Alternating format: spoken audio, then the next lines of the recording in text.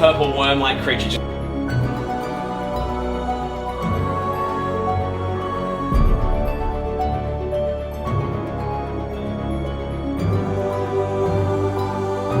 they come across a goblin that says that is charging them.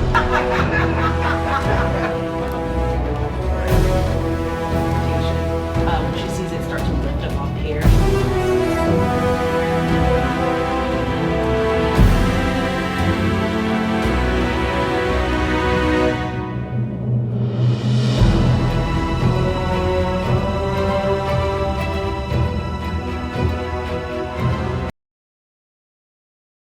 Happy hour?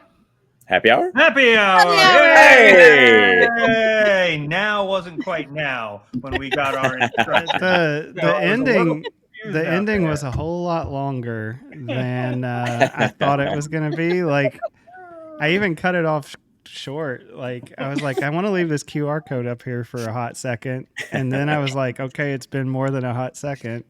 Okay, the music still isn't done. Exactly how long The is fuck are we a hot doing second? here? Well, welcome in everybody. It was to the another... first time I've ever seen that trailer. I didn't know it was so long at the end. Anything else you want to get out before I do the intro? I'll wait. I'll be whatever. patient. It's fine. Yeah. Welcome in to another Hit Points Not Required happy hour that Rook started about 3 hours ago.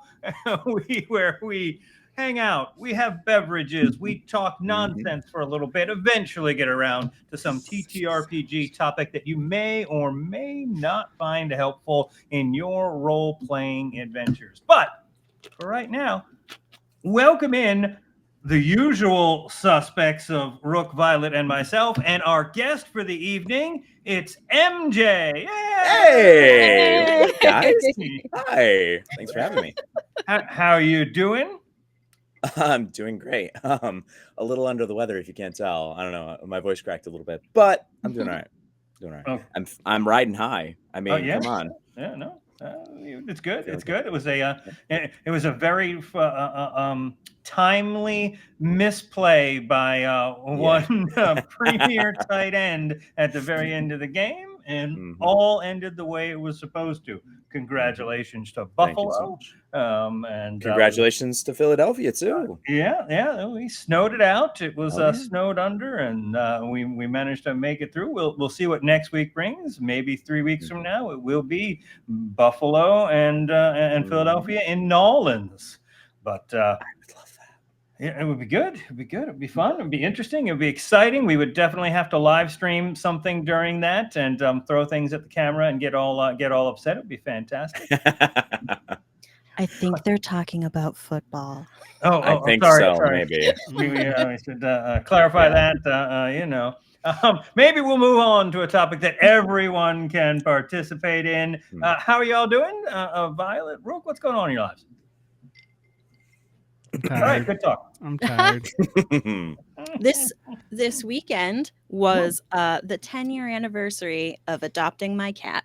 That's awesome. My kitty's anniversary. I can't believe I had her for 10 years. She's just a baby. Was there a party hat involved? Oh, no. I like to keep my skin on my body, so that was not going to happen. Okay, if you want to go that way about it, skin on the body. She's very serious about her boundaries, and we respect that. But yes, she's the best. We adopted her 10 years ago. She had been a stray before she was brought into the shelter, and so she was very edgy and sort of quick to swipe and that sort of thing. So she actually had been at the shelter longer than any other cat that they had at the time, because a lot of people, especially if you have kids, you have other animals, a cat that's quick to scratch is not the cat you're going to choose first. But we depends upon how much you want to toughen up your other animals in your house. Yes, definitely the other animals in the house. But I've always had cats. I grew up with cats, and had a cat that had passed away a few months before, so I didn't have any other animals in the house. And so I was like, I can take a scratch. I don't care. she's the one. And we brought her home, and she's a sweetie, and we love her. I just have visions of Violet with the armor on, but not like actual Gauntlets, armor, like the pot on Oh, the yeah, head, yeah. and just like all sorts of kitchen implements strapped. Oh yeah, like the oven mitts and everything. Like Yeah.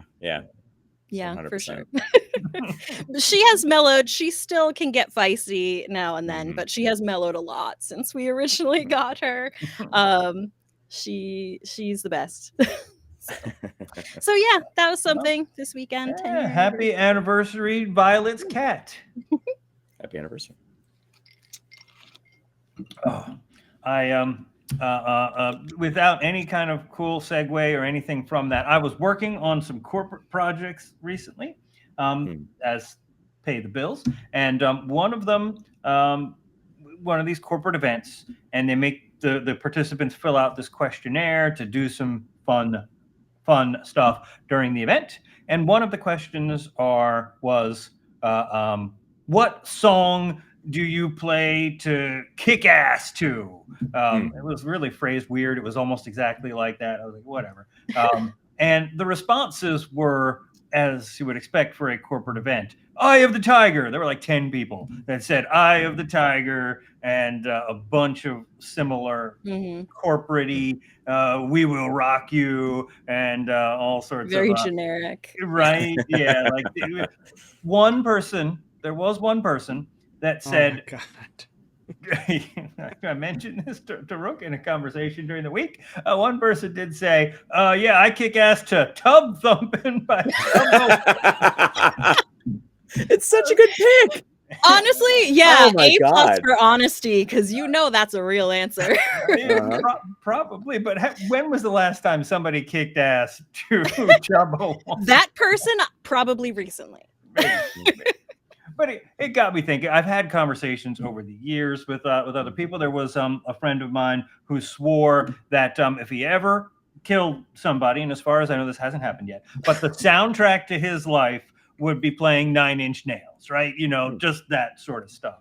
And I was like, yeah, I'm a little different. I wouldn't be like the total rage kill. It would probably be like planned out, meticulously down through everything. And it would probably be something like Edge of Darkness by Clapton, if you all are familiar with that. If not, look it up. It's a great orchestral thing with some wailing guitar in there. It's fantastic to kill somebody too. I mean, it would be a fantastic song playing in the soundtrack of the movie where you were killing somebody.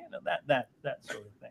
But what songs would be playing at various points in your personal soundtracks? Oh, there's a lot. That's a complicated question. I'm interested in the direction towards murder that this somehow took. I don't totally understand how we went there, but all right. That's a different kind of question. Another one. We can answer that question. That's fine. I mean, that is a perfectly. You can't even bring up killing people and murder songs without thinking of Reservoir Dogs and Michael Maston. Stuck in the middle with you. His really dance, it was just so good. That whole scene was just amazing. Great movie. But it doesn't have to be murder. Well, I did. What it made me think of, and I may have talked to Rook about this once a long time ago, but I always had this this idea in my head for a movie that is about a serial killer who is a teenage girl, and it would be like aesthetically like super saturated, like bright color, and the soundtrack would all be like really bouncy, like 60s pop kind of music. Okay. So that's like immediately what comes into my head. Okay. So and how much of this is based on your? No, we won't go there. We will not. That's for another conversation another time. I enjoy horror movies very much. I'll just say that. Oh, okay. So yeah, I literally have a playlist that is like soundtrack to horror movie. Yeah. And it's all like cute, like 50s, 60s, like Buddy Holly, and like just very like bouncy, fun kind What of. about like Twisted Nerve? Does that make it on there at all? No, interesting. I don't know. I always thought that was a really creepy tune. I think they ended up playing that on American Horror Story, maybe something like that. Oh. They put it on there. It was very creepy. So one more time, the question is, what would be the song? It could be or anything. the... So think about it like this. What would be your entrance music if you were, Oh my God. If I was a wrestler? a wrestler, Yes! or Answer that question. what's your walk up music or entrance music if you're a relief pitcher? Enter Sandman from Mariano Rivera. I won't name any wrestler stuff because I don't know any of it. Not my bag. But I know it's the same sort of thing, right? Whatever. Give me something various times. I mean, I'll give you 4 or 5 in there. It's not just like give me one song, but just what's going on in the soundtrack of your life?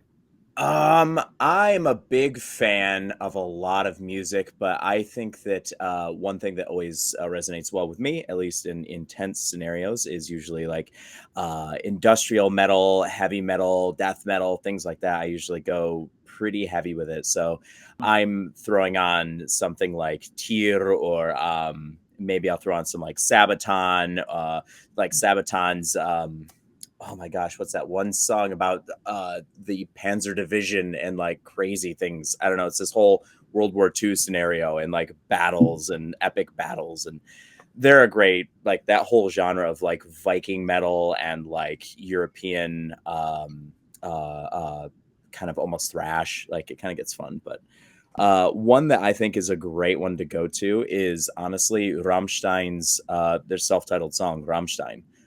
Which is about the Rammstein air incident that happened, and it's just very intense. Dun dun dun dun dun dun dun. It's like a great lead up. So something like that, walking up to it, and then it rolls into the lyrics and the actual crescendo. It's just really intense. So something like that, maybe even Sonnet. Cool. It's pretty good. Yeah. Ironically, I was listening to the radio on my way home just less than an hour ago, thinking that you wanted to kill somebody. No, Rooster came on. Alice in Chains, Rooster.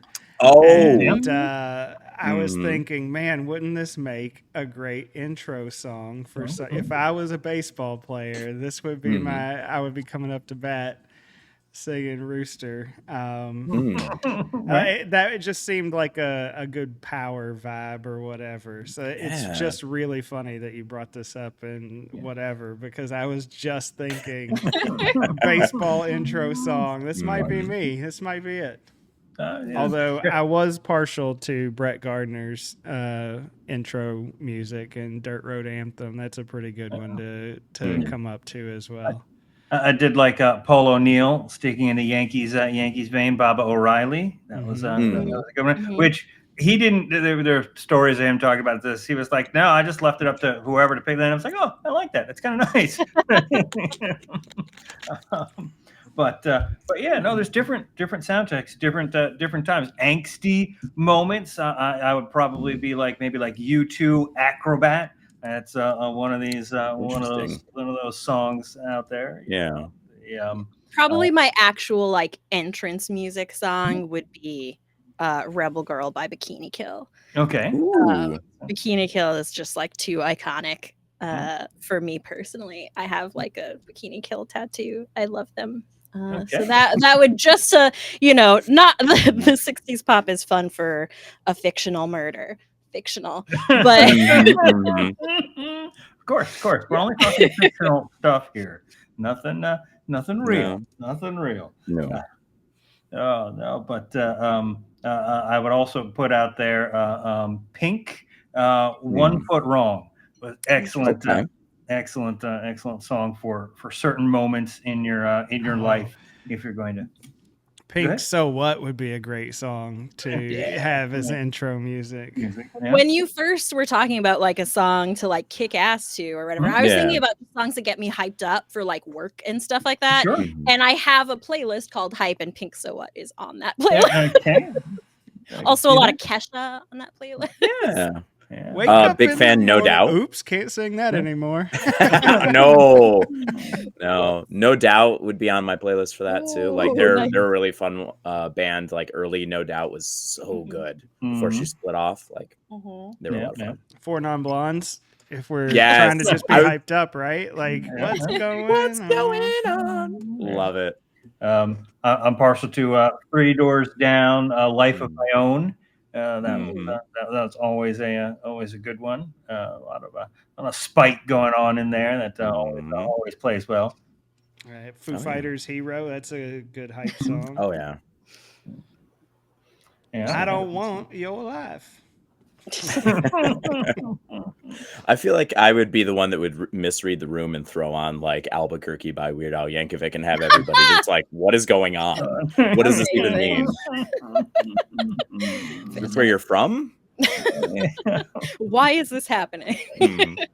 I mean, it's a soundtrack to something that's going on. That's something. That's all that matters. Another one I'm partial to is Al Di Meola, "Kiss My Axe" is a fantastic bit of guitar work there. Always pumping. So that one that one is good. There's just a lot of good songs across the board for different moods and different times. Cry in Your Pillow music is valid music. It's good to have those songs that that you can get that emotion out when you need to. Oh yeah. The shout out to my entrance music, probably, if I was going to be doing probably like more along the lines of relief pitcher Mariano Rivera. Shout out to my friend Red Ray Frazier from back in the day when I was living in New York. He had a band there called Mosaic, a fantastic band. They had always used to go down. They would play every first Friday of every month at this little club off of Houston.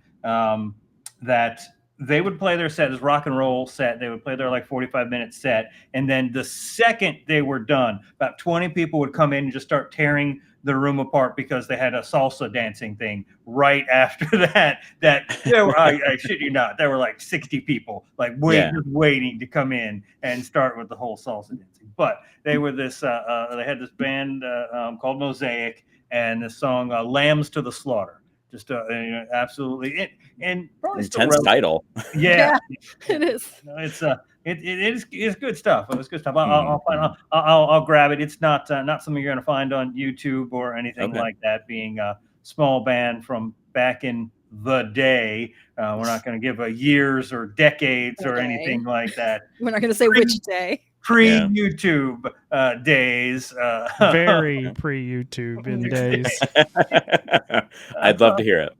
But we'll put that in the Discord, so all of you fine folks out there listening can get an idea. Maybe we'll post some of these songs, and y'all can give us some songs and tell us what's going on in your lives. I would love to hear other people's songs. Yeah. Just post them in Discord. Yeah, maybe we'll create a whole music channel for that. So yeah, people tune into the Discord. Check that out. If you're not members already, please go over there and join. I'm sure we will pop up. Yeah, look at that. A little thing in the chat that'll tell you how to get there. And if you're watching this afterwards, just click on the link in the description or any one of our places to go and find how to get to our Discord.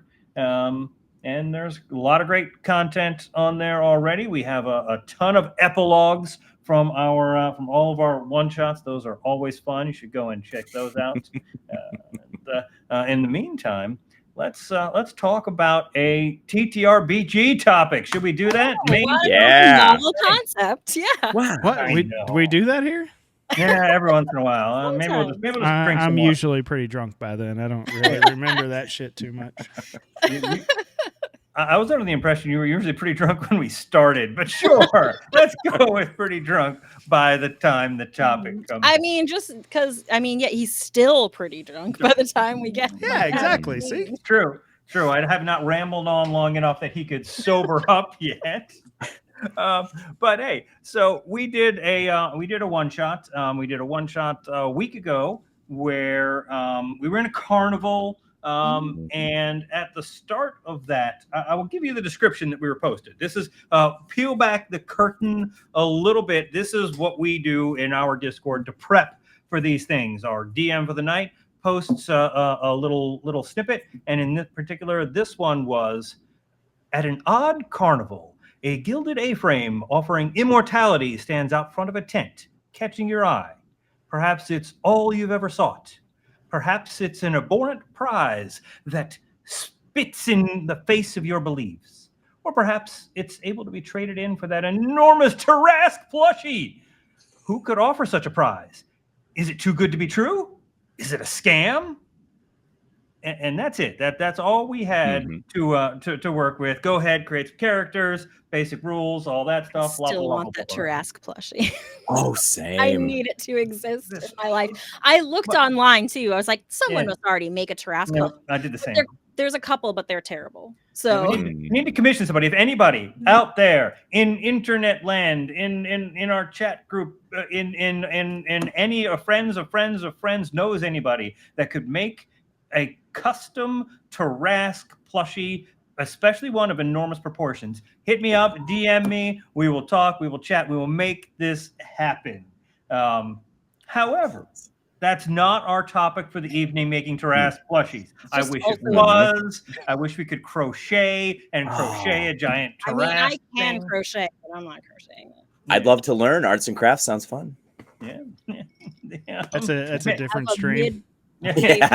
Project right here in front of me, unfinished. So, anyway, the point of that is that off of that preamble, there's a lot with immortality. There's a lot with ideas out there.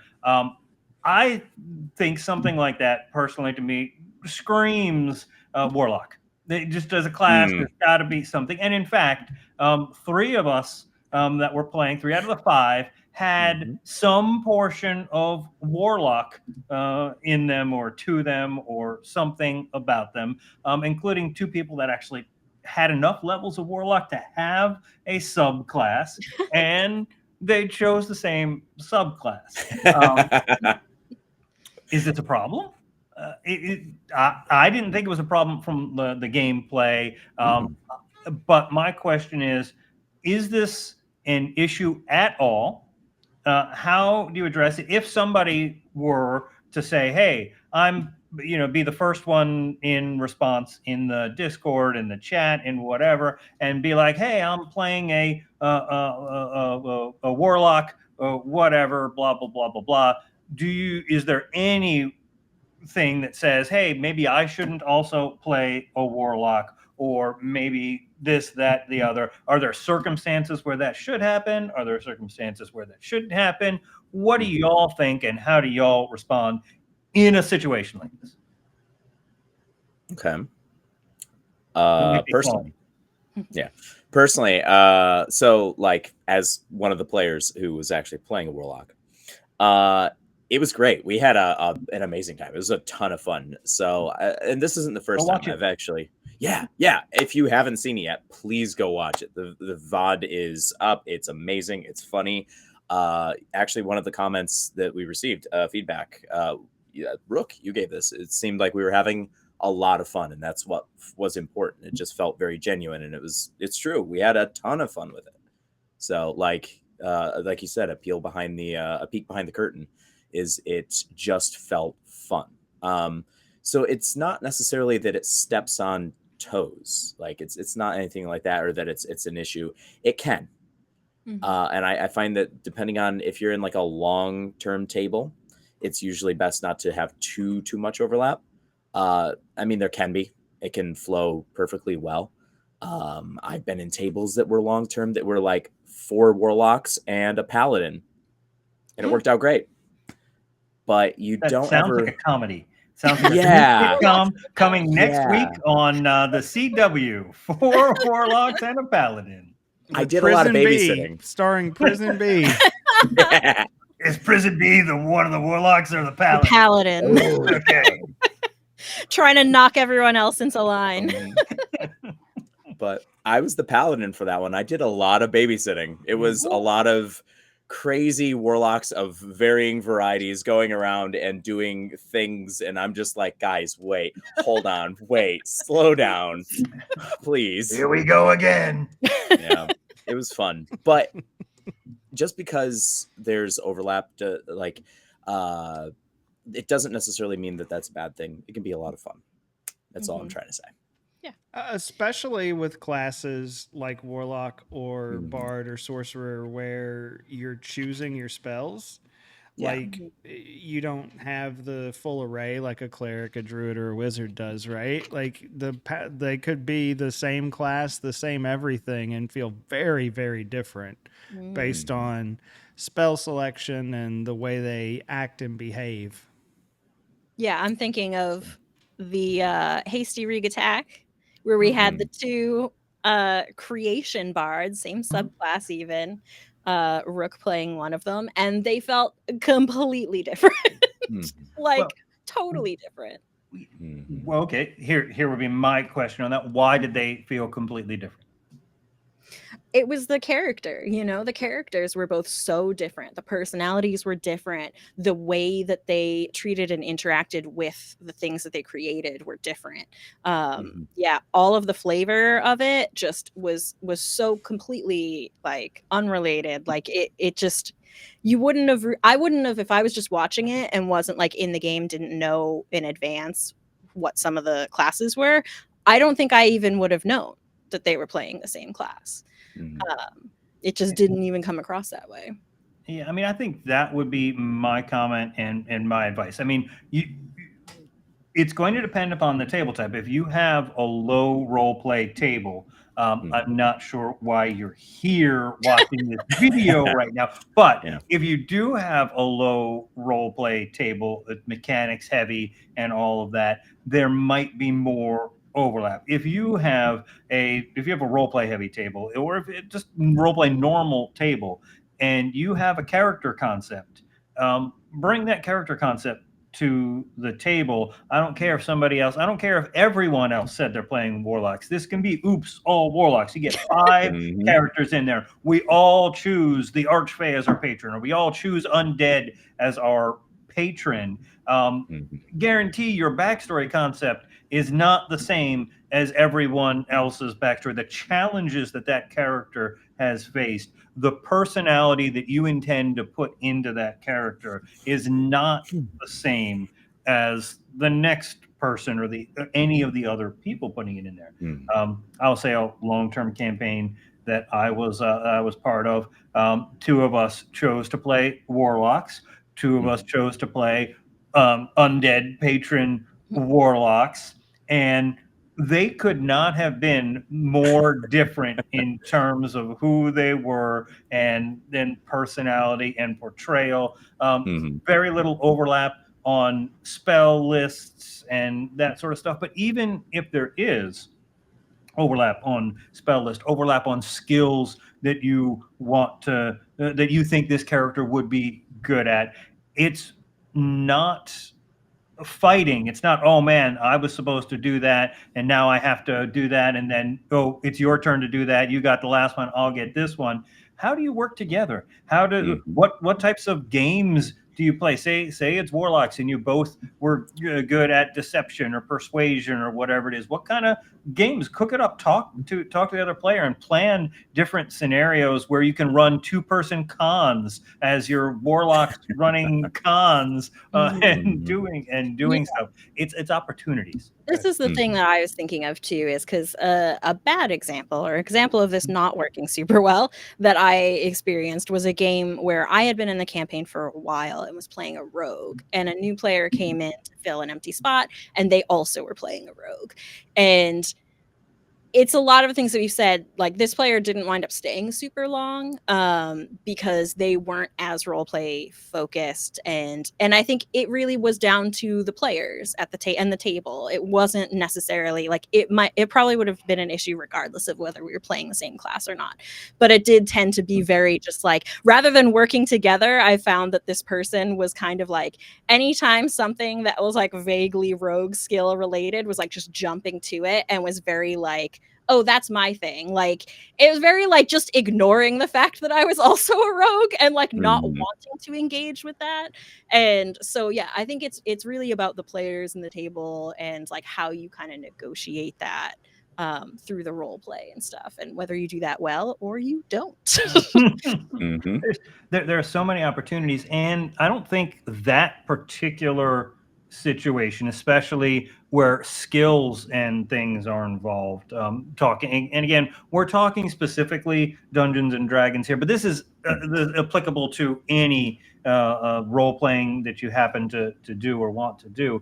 But where there are skills involved in a Dungeons and Dragons setting, um, and one person wants to be like that. Oh, we just jump as soon as they hear something. They jump and get in there ahead of the other person. Like, Right? Yeah. It's up to you how you want to right? do that. Yeah. I've been in those situations and just taken the okay. Well, I'm going to sit back, watch you do that, and then criticize you the whole damn time. I'm going to backseat drive. I'm going to Mhm. do different stuff. You can roll. You know, the point of wanting a character that has certain skills isn't also always to do those Mhm. skills and make those roles. The roles are almost inconsequential, especially where D&D is involved, because the bonuses get so absurd, and Mhm. guidance on that, and advantage on that, and Mhm. whatever, right? It's more about the role playing of it. And if you Yeah. can have fun and create a little game, like an improv type game Mhm. in the role play with the, oh yeah, you're gonna pick a lock. You sure you don't want to borrow mine? Yours didn't seem to be There working. was Maybe definitely for sure, there were some Mhm. times where I was standing there, like, just poking fun, like, especially if you failed. yeah, Just Mhm. being like, yeah. "You sure you got that?"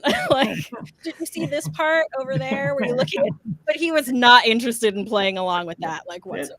But And so which is why it really comes down to the players, like, then maybe they were at the right table, or maybe they do. Maybe they start off not doing that, and eventually, oh yeah, I get it now. I do that mhm, sort of stuff. But yeah, there are certain, and again, like so many other things, and I feel like we've said this 1,000 times in the 16 or 17 episodes we've done so far. Find the table with the people that play the way you want to play mhm. the game, Mhm.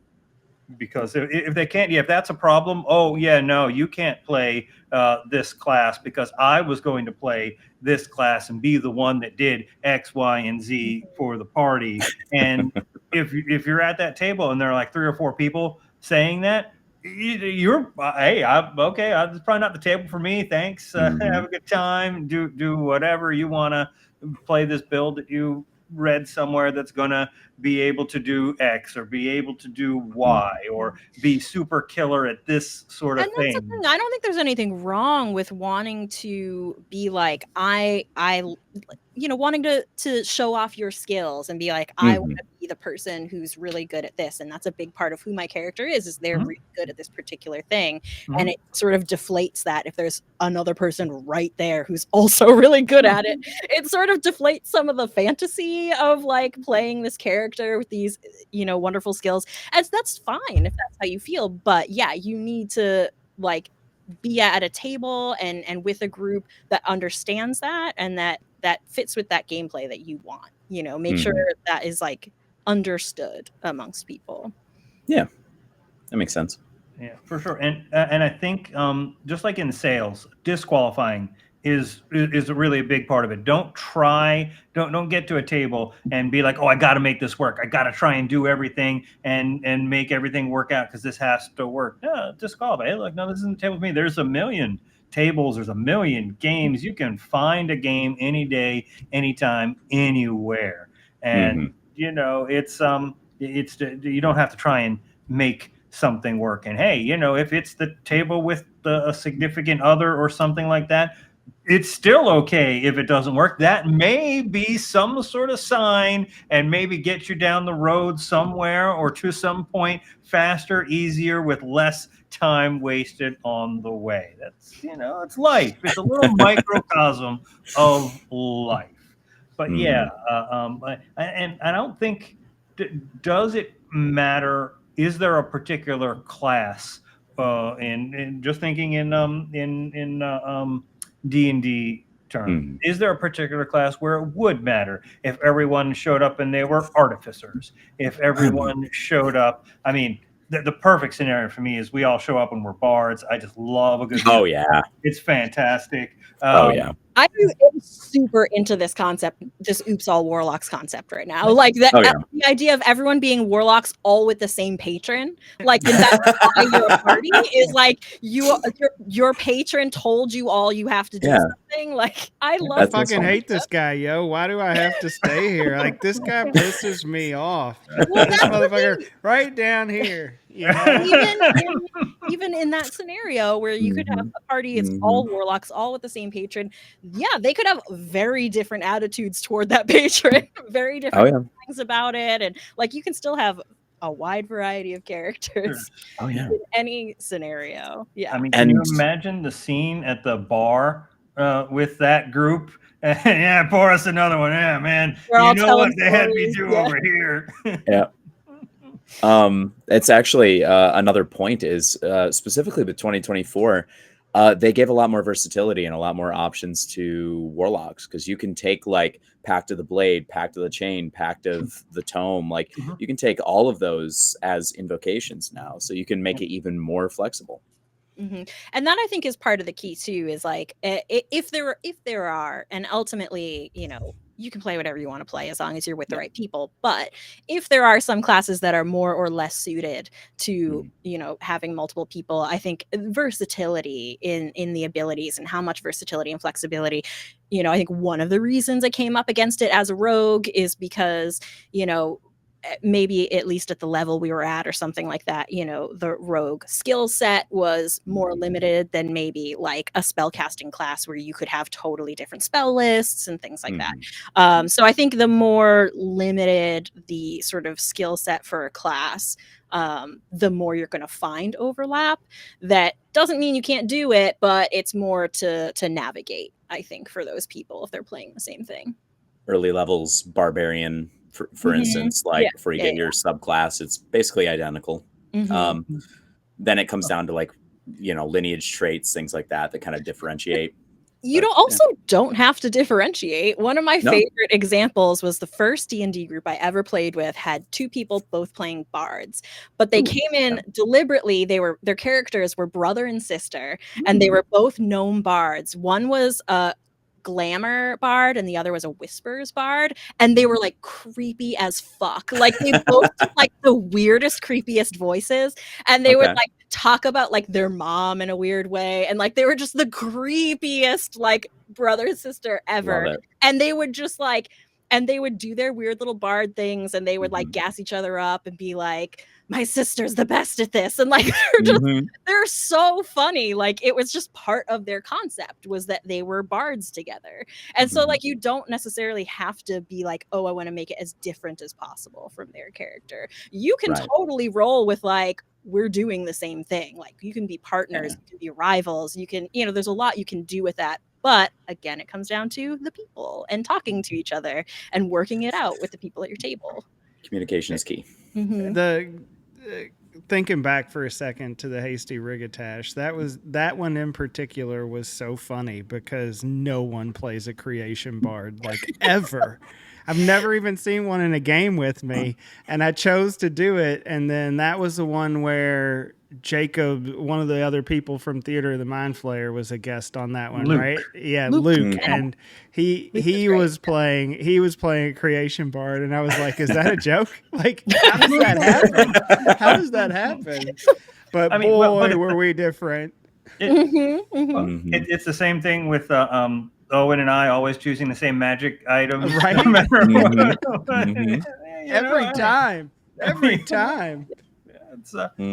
That stuff happens. But I will say that particular example with the two creation bards, I'm assuming that you still went the same way. You wanted to create your character because you saw this and Evangeline and the whole thing. And if you don't know what we're talking about, we'll try and link that one as well. You should go watch that fantastic adventure. Creepy as fuck, Evangeline. But that was, you took you like when you create your characters, like to take a specific mechanic that's in there, a spell, a mechanic, a combo, or something, and build your character around that. Whereas Luke, when they were creating their character, sort of, I think they took the same mechanic but did it, reversed it, because it was the duck but they were the duck, or something to that effect, but they were still completely different characters. They didn't act the same way. They weren't very similar in personality at all. And I think that's the important part there. Yeah, it's all on how you play it. Mhm. Right. This is also very relevant because I've been trying to create a character recently for a new game, and I have been wildly indecisive about it. I have created at least 7 characters so far that I'm still trying to decide between, and I'm going to have to address that. Like, am I gonna, am I gonna choose something that is, the same class as someone else, or am I gonna try to avoid that? And I don't know what other people are doing yet, so I don't know. We'll see what happens, I guess. But this can be an I have interesting many time ideas. this could be an interesting time to revisit another thing that we've talked about before, but not with MJ on here. So maybe we start with MJ, who probably has already watched every single video we've put out already, so knows all these answers. But of course, on the off chance that you haven't, tell us about your character creation process. Oh, geez. So character creation process. Usually I get hyper focused on something that I want to do specifically, or I like to envision moments. I'll envision like a situation where it's like, I'm this character and there's this insurmountable force, or like a specific battle with an ogre or whatever. And then I imagine a scenario in which the character does something cool. Maybe it's inspired by anime or a show that I watched or a video game I played or something, a song, whatever. And a murder song. Yeah, sure, a murder song. And I'll find some I knew we'd wrap it in. some spark.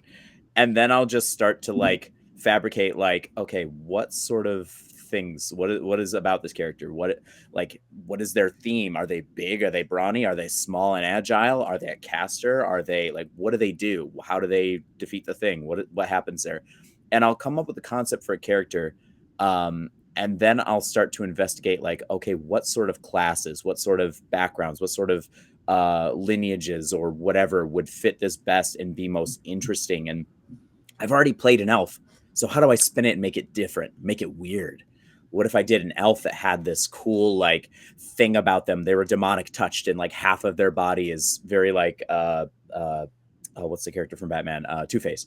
Very Two-Faced, like down the middle, and they had kind of this demonic taint to their body that, half their body was demonic. I did say taint. How many people were thinking it before Rook pointed it out?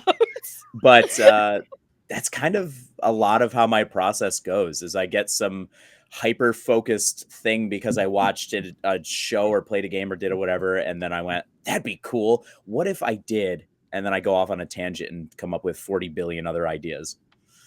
It never shuts off. So what you're saying is one tangent equals 40 billion ideas. Hopefully you don't take 2 or 3 tangents on the way there, because that's a lot of ideas. It's a scary place in my head. There's so many tangents and so many ideas. This is what's happening to me right now. I lie awake. This is why I have 117 characters in D&D Beyond. I don't have that many in D&D Beyond, but I do have several Roll20s, Roll20 games. I probably have 350 to 400 different characters created. Wow. Yeah, I'm with you. Rook, I think we touched on yours already. I don't know if you want to expound upon that at all. What, my process? Yeah. I mean, it's pretty similar to MJ's. It sounded like, really, like it's either I see something and I go, okay, I want to do this. And in the case of Carrick and Evangeline, it was a combination of, one, I wanted to use the creation feature to animate a doll, and 2, if any of you have ever seen the movie Mama, the scene where they find the girls and the girls are together up on the refrigerator. That was the inspiration for Evangeline, this two-headed creepy doll that I then used the creation thing on and enlarged her, but she didn't just get bigger. She got like Spindle Man arms and legs and things. And I then think the word you're looking for is creepier. yeah. Love And that was kind of the inspiration for the character, was that one particular snippet of that movie. And how do I bring this into a D&D game? This creepy ass scene. And then it was even so much better because Violet created Minuet, who was like the creepiest ballerina Warforged ever. Yes. And Just split her face open. oh, it was love fantastic. It Warforged. was very, very good. It's So a shame we don't have that one. Yeah. Yes. Unfortunately, Hasty Reek Attack is one of our lost episodes. That was the one where Twitch didn't let took it it down stay. earlier. Right. It wasn't supposed to come down for 14 days, Rabbit. and it came down after 7. Yes. But yeah, I mean, the thing is, I've been obviously working on this lately, and I have a bunch of, I don't always just create a character the same way, do different things for different games. And sometimes it's, like a cool picture and I'll be like, okay, who is this character? Sometimes it's like a feature in like a class or a background or something like that is like, that's really cool. I want to like build a character around this thing. But because this is a character for a campaign, and I believe we have talked before about how much I love world lore, I love it, and I want all of it all the time. I really, really, you don't have to do this. I think it's good not to feel pressured to incorporate a lot of world lore into your character creation. Play the character you want to play. But I love building a character that is tied into the world that they're going to be playing in, that has like, that really comes out of some of that world lore. So if I have world lore to work with, I like to look at, okay, like who lives in this place? Like what kind of people live in this place? And then if you look at where the campaign's going to start, like what kinds of things are you going to be doing? How does the group come together? Like what kind of person lives in this place and would be doing this? And come up with a few different answers to that question and build characters around that. So that's kind of what I've been doing for this particular situation. And I have at least 7 different answers. Yeah. Which is all valid. You could play. I mean, there is a thing. I think we talked with Jacob about this, or I know I've talked with Jacob about this. I don't know if we ever talked on the air about this. But there is a thing where he was thinking it would be fun to do a character that, like, every long rest or every so often, if you got 8 characters, you roll a d8. Whichever one, that's the personality that comes out, and that personality also has all of the abilities. It's that character. Like your body is pretty much physically the same, but your abilities, your personality, who you are, can change based on a rest and a die roll and whatever. And or we could just play a really intense meat grinder. Someone dies every 5 minutes. Well, yeah, there's that. If you want to play new characters and all that, but I think the idea of switching back and forth between these personalities and these characters, and in a party that has to learn to deal with, oh shit, you're so and so now. All right, well, things change. All right, we're gonna have this encounter in the morning. Let's plan this encounter, and then we don't know what personality and what abilities you're going to bring to the table. We're going to have to improvise. All of that stuff can be interesting, especially. I think that the party dealing with the multiple personality person is probably more interesting than the character itself. Like, wow, you don't even know who the character is, and you're already saying they're not interesting. I heard you, Rook. Did everybody hear that? I'm simply saying that, my hatred for randomness and that sort of thing, but that particular character doesn't sound as interesting to me as the party dealing with that particular character and the baggage that comes with it. That seems like way more exciting to me. Let me see if I could phrase this differently. I think that character doesn't sound as interesting for you to play as it would be for you to be one of these party members having to deal with them. I think the right person portraying that character would be very interesting to watch in general. But it's fine. That's not everybody would want to portray that or have to have the stuff or deal with the chaos that comes with not knowing what they could possibly be doing in a situation there. And I think a lot of people probably wouldn't, but I think there are a lot of people that would embrace that and love the challenge of dealing with that and level up. All right, I got 8 characters. I got to level up now. I like the idea, honestly. I think that it can be a masterclass in acting if you can learn how to do it well and flip between each of the personalities, make them completely unique, have some tie-overs that maybe make sense that, like, okay, these are a couple things in common, little threads, but completely unique behaviorally, everything else, like it's 8 different characters. That can be very impressive. It is something you would definitely want to communicate with your table about and that sort of thing.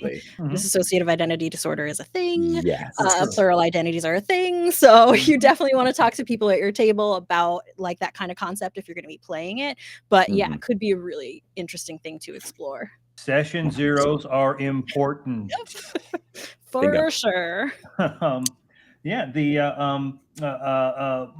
Personally, my character creation process is a little different. I will read something and go, okay, here's just a personality. Here's the character I want to and I get that. And I know that. I don't even know what class. I'll tell the rest of the party, rest of the group, of the other players, okay, I'm playing X, Y, Z. The last one we did, my description was, I did it in character, so it was the very broken voice and whatever. Oh, that looks interesting. Yeah, sign, Bobbert C sign. Bobbert interested. Sort of thing. But the character was definitely going to be this wannabe rock star that had no concept of how to be a rock star, not in their background at all. And that's the and that was it as far as a character. And then what would be interesting in there? Well, you just start going through and trying to figure out how to do stuff. Partially in this particular instance, partially inspired by our discussions and Rook's very adamant concept that Warlock has to make pact at the beginning, making their actual agreement at level 3 is stupid and bullshit. How are you a Warlock if you haven't made a pact? Well, you could be negotiating on your way to the You're pact. rushing your patron. Well, no, in that case, for those of you that haven't watched, Bobbert had 2 levels of Warlock, so had gotten some helpful hints from the record label, but had not been signed by the record label yet. Yeah. That's clever. I like it. Bobbert was precious. Love Bobbert. But I mean, it goes the same with everything else. I mean, I know the group of us here have talked about that afterwards. Like, I'll read the little snippet, read the little thing and go, hey, here's the personality I'm playing. And then, I'm not telling you what class it is, partially because I don't want to, because I don't think it matters, because the personality is much more important in role play, but partially because I ain't got no fucking clue. I didn't do any of that research yet. I just know who the character is. I have no idea. And you know what? I could probably apply them to 10 different classes, subclasses and whatnot, and still be the same character. And I've done that before, taken a character that I've played and then say, okay, can I rebuild this? We'll do this personality, and then I'll play a one shot with this character as this other class, and then as this other class, and maintain that personality and that concept.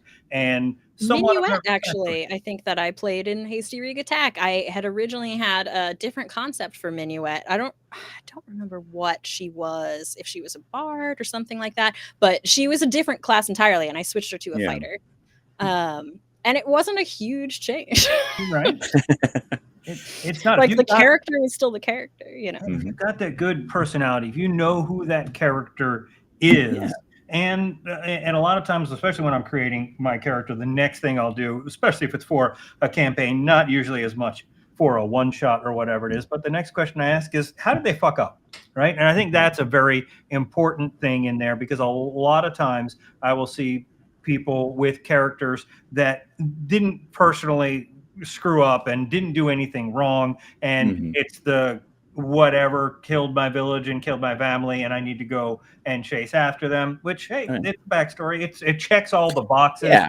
And all of that. But if you're going to make an interesting character, especially that's going to develop over a campaign, they need to have deep-seated things that are their fault and their responsibility, that they can, that cause them to be this insane person that has started doing adventures because that 98% of people that would go on adventures in this world would die. It's like a very small percent that would level up to a level 20 character or a level 15 character. Most of them died. If you're going to be going out there and fighting dragons or dealing with messed up carnival owners or hopping on moving trains or whatever you're going to be doing, you're going to be taking irrational risks. So there probably should be a reason why your character would do something like that most people wouldn't do.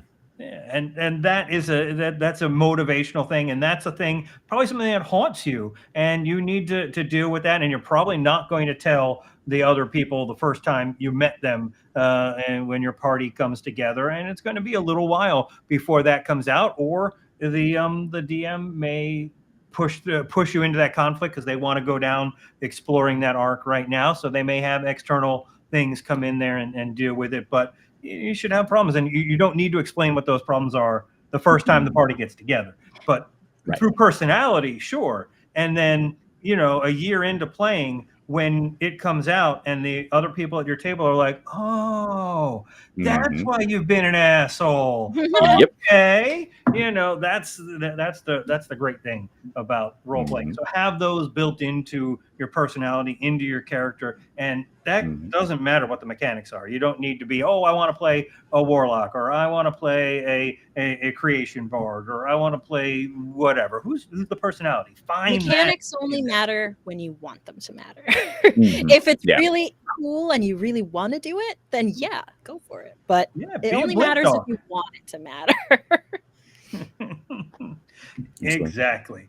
That's the important thing. We're telling stories. We're making stuff up. And hey, you got an idea, you want to do something, bring it to your DM, talk to your DM, figure out how y'all can make this concept come to life, what challenges they might face. If you have an idea of what arc they want to go on, and sometimes I don't. I usually don't start with where I want them to be in the end. I start with how did they fuck up, and that's the really important thing that I spend a lot of time on that. And then how that goes can go a bunch of different ways, and it's a safer when you do that, because if you have a specific arc you want to go on, and the things that happen in the campaign, the interactions with your other characters and players don't start taking you down that arc, it can be very difficult. But if you find the character's arc as you progress through and are influenced by the other characters, that can be a very exciting thing. And you'll often end up with a cooler story than you probably would have thought up on your own in the first place. So it's a team narrative. And that's what we're all here for. Cool stories. Well, absolutely.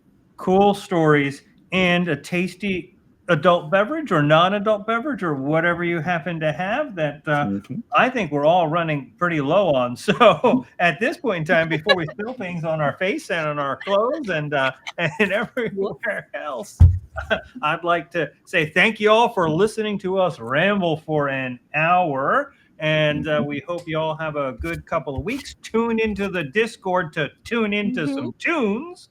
And in the meantime, remember, hit points are not required to enjoy a tasty beverage. Absolutely. Bye, everyone. Bye.